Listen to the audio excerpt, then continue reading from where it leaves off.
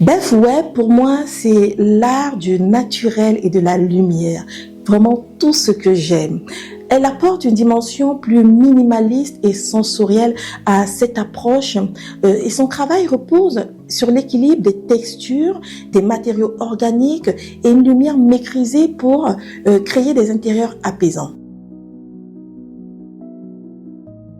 Maintenant, vous vous demandez peut-être, mais quel est son lien avec la déco africaine?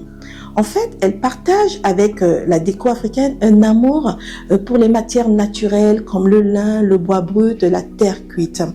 Et l'idée que l'espace doit être une expérience sensorielle avant tout.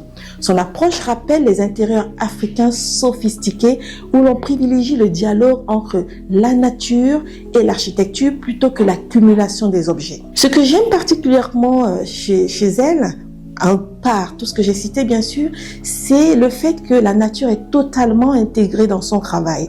Moi, j'ai grandi dans ce style d'environnement en Afrique, et la plupart d'entre nous d'ailleurs, j'ai pas grandi dans les grandes villes très animées. Moi, j'ai vraiment grandi dans ce style d'environnement où la nature était omniprésente, et croyez-moi, ça me parle tout à fait. Donc, c'est très important. Et même si son intérieur est moderne, il y a vraiment des rappels et vraiment plus que des allusions, il y a des touches de ce qui représente les codes de la déco africaine à travers les matières brutes et sa manière à elle de jouer avec ce mélange.